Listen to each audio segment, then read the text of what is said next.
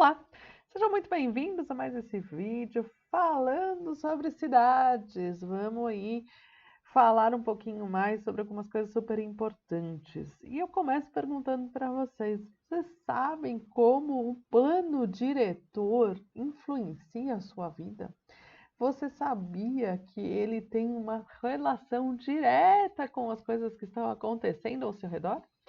Então vamos lá, vamos entender um pouquinho melhor, falar um pouco sobre plano diretor, lei de parcelamento, uso e ocupação de solo e verificar qual é o nosso papel dentro desse sistema.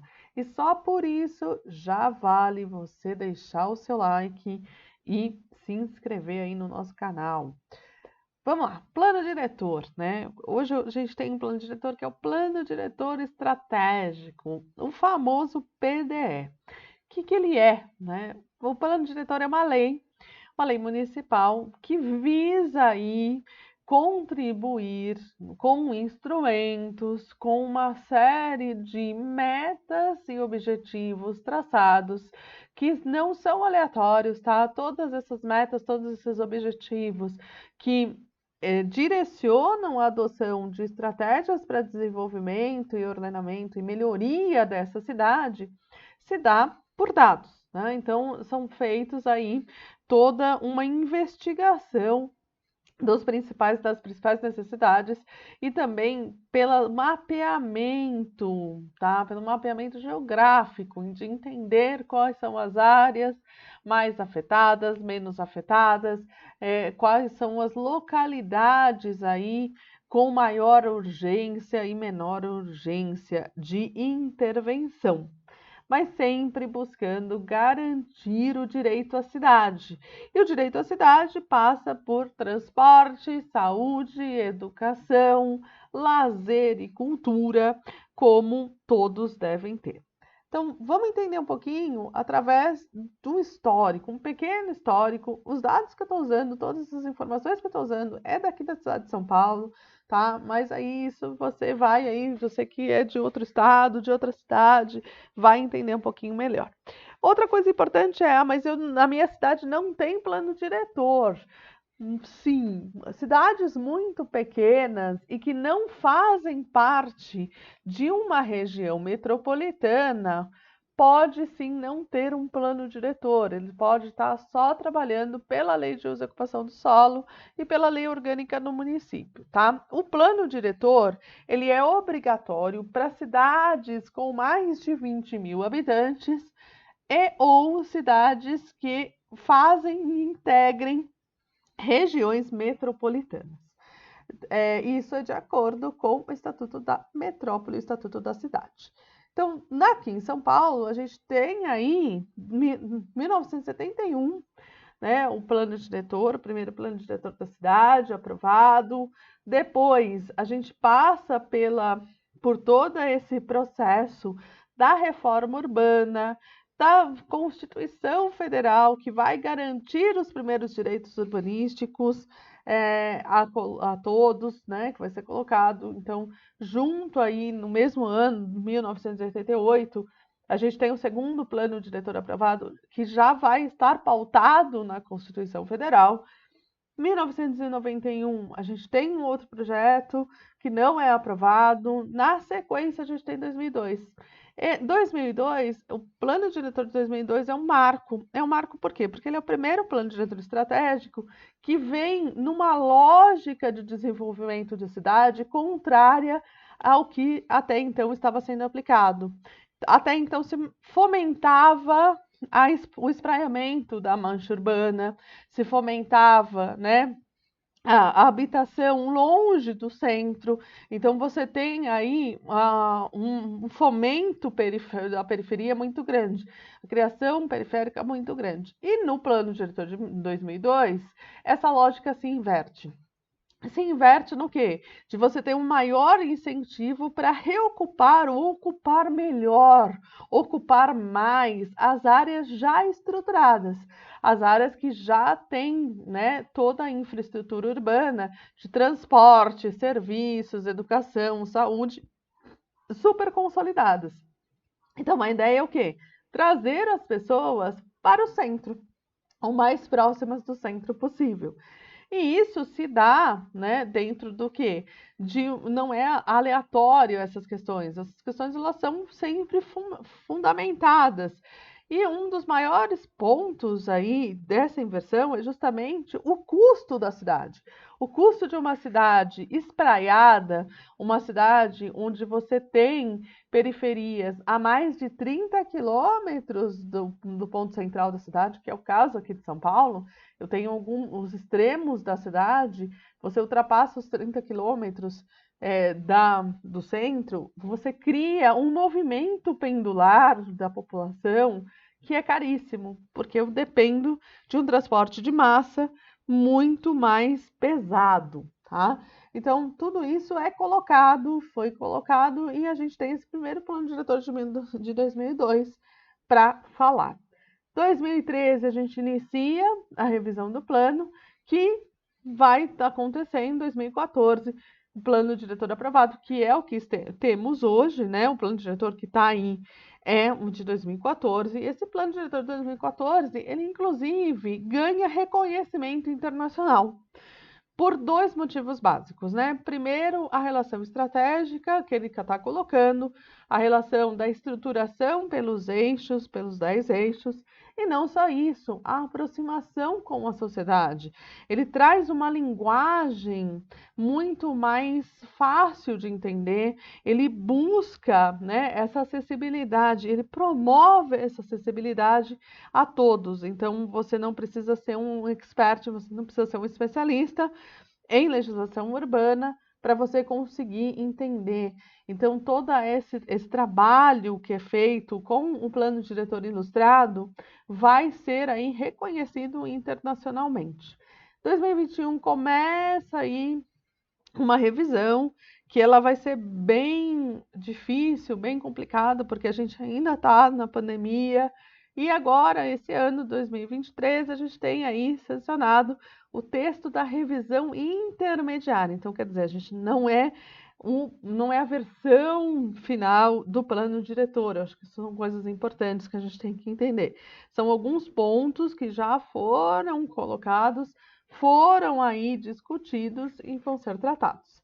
Então, esse plano diretor, né, de 2014, que vocês estão vendo aí na tela, a capinha dele, ele é o que vai estar trabalhando dentro de uma diretriz, de duas diretrizes principais, que é aproximar o emprego à moradia, tá? E trabalhar uma relação de moradia digna a todos. Esses são os dois eixos principais do plano diretor de 2014. E aí agora a gente está revendo e entendendo o que deu certo e o que não deu certo, e o que precisa de maior atenção para conseguir chegar e atingir cada vez mais. 2023 é marcado aí, né? A gente tem várias audiências públicas para falar sobre habitação, para falar sobre desenvolvimento econômico, inclusive para tratar sobre projetos de intervenção urbana, para tratar em áreas que necessitam de uma intervenção de projeto físico, de uma intervenção viária, estruturadora desse território mais intensiva. Então, todas essas relações, elas são tratadas nessas questões, nessas audiências públicas, né, são levadas propostas, e por isso da importância, a importância de participar, né, a importância de todos se posicionarem, para a gente ter uma garantia aí do quê? De uma legislação justa para todos.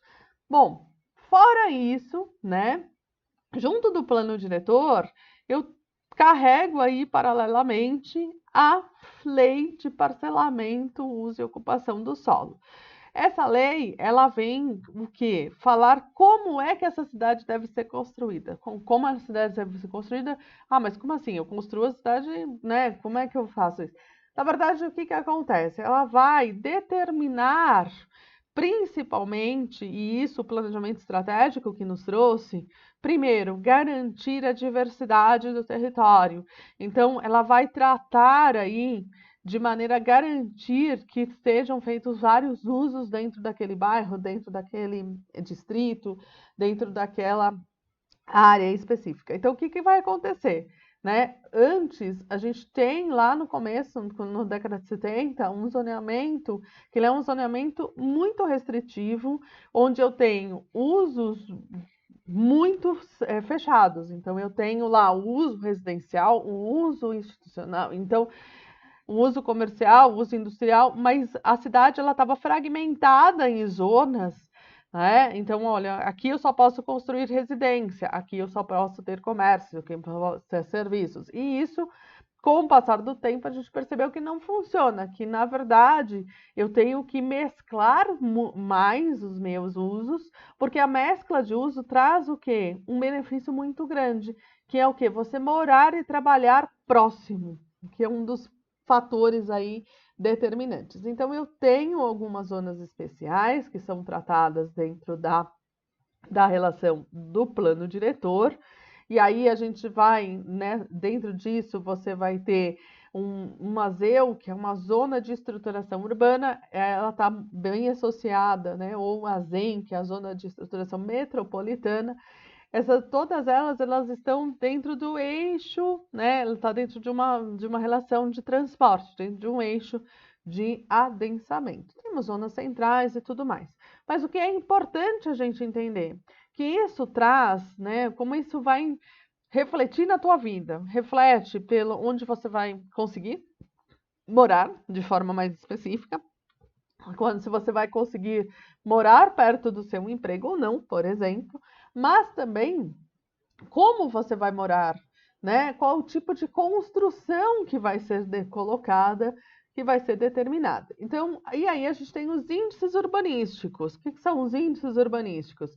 Eles vão determinar o potencial construtivo do lote de acordo com o zoneamento. Então, dentro da zona que eu estou na zona específica, zona central, né, zona mista, zona especial de interesse social, eu tenho um coeficiente de aproveitamento, uma taxa de ocupação. Então vamos lá, vamos entender o que são esses índices e por que eles interferem tanto na nossa vida. A taxa de ocupação, a chamada TO, é a divisão entre a área de projeção da edificação e a área do terreno. O que eu quero dizer com isso, né? Quanto minha construção, meu edifício ocupa deste terreno. Eu não estou falando quanto ele vai ter de área construída, tá? Eu estou falando só da relação mesmo dessa projeção. E essa projeção ela vai ser importante quando a gente for falar lá na frente, nesse vídeo ainda, fica aí, não sai daí que a gente vai falar de várias outras coisas importantes, quando a gente vai falar de recuos. E falar de recuos, falar também de outras questões de qualidade de vida, tá? Aí o que vai acontecer? Não é só o TO, eu tenho que fazer essa relação do TO com o coeficiente de aproveitamento, que é o CA, né, que a gente chama de CA, que ele sim vai determinar o meu potencial construtivo. Ele vai determinar o quanto eu posso construir dentro desse terreno. E como é feito esse cálculo, né? Vamos pegar na prática, um terreno de 40 por 20, né? 20 por 40, o que vai acontecer? Eu tenho, nesse primeiro exemplo, um TO de 0,7. Então, quer dizer, eu posso ocupar, o meu edifício pode ocupar 70% desse terreno. Então, eu estou falando aí de uma área de 560 metros quadrados. O CA4, o que significa CA4?